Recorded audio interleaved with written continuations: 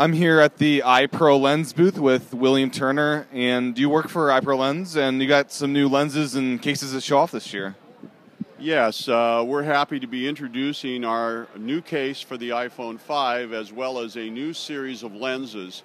We got some new lenses that have been designed specifically to take advantage of the improved quality of the lens and sensor on the iPhone 5. These lenses also are backwards compatible and will work fine with the 4 and 4S and even provide a bit better performance on those phones as well. So what we're showing is a brand new case, and the new case is a two-piece design now.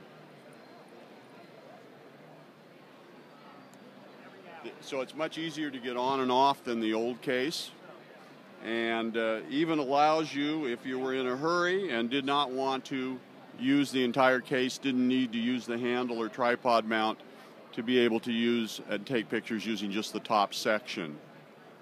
Very nice, because I remember the old case, I use it right now, and it's you have to you're worried you're going to scratch the antenna trying to pop it out, and this looks great. The case also has a larger and higher ridge to help protect the screen, and a nice soft touch finish. So the old case was rugged, but the new case is even more rugged and offers even more protection for your phone, especially if you're videoing action sports or doing things where the phone runs some risk of getting banged into something.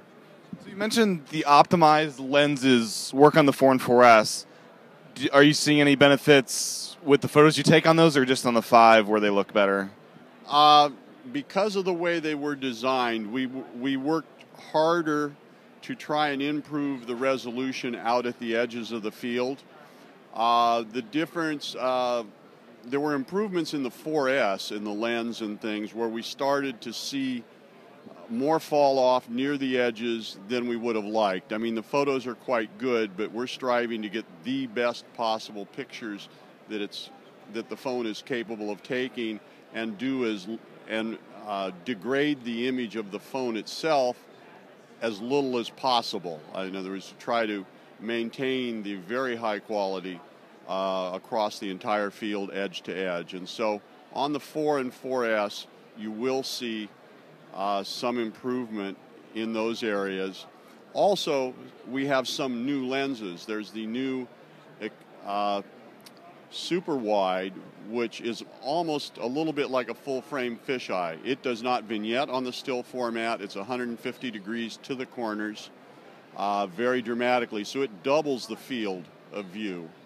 And then also we're introducing a macro lens, which will let you take some very dramatic and very nice close-ups of everything from jewelry to flowers to bugs, whatever you like. So it's a combination of additional new lenses as well as an improved fisheye and an improved wide angle. And a couple of months ago, you guys came out with the telephoto? Yes, we have a 2x telephoto. That lens was already designed with the 5 in mind, and when we designed it, the lens on the 4S is very similar to the lens on the 5. It's got an extra element and some other things to it. So the tele was already to a higher standard and works outstanding on the iPhone 5. So that lens basically gives you a zoom sort of capability, or? It doesn't really zoom, it just brings you twice as close. It doubles the focal length and brings you twice as close. It does not vignette. Also helps minimize the distortion. If you like to shoot portraits, like to shoot people and close-ups, the wide angle on the phone itself tends to distort the facial features a little bit. And so the tele, just like a portrait lens on a SLR camera, you might shoot somebody with a much longer lens, 100, 135 millimeter, because it renders people's facial features more pleasingly.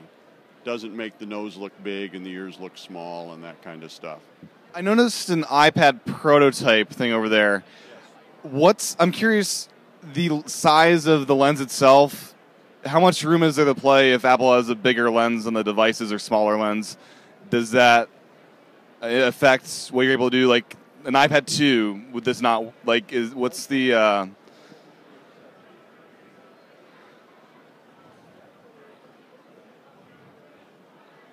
Yeah, this is a sample of the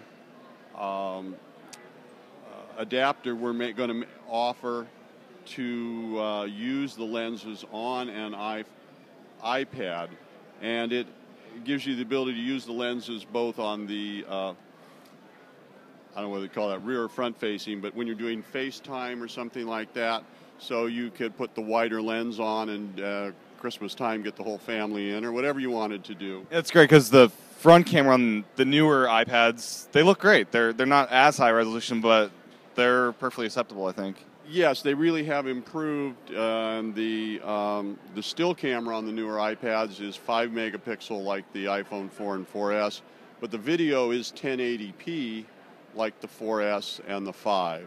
So yes, the quality is very good, and we believe that many people certainly own both devices. A person who owns an iPhone is very likely to own an iPad, and this would allow you to use those lenses on either device quite easily and simply.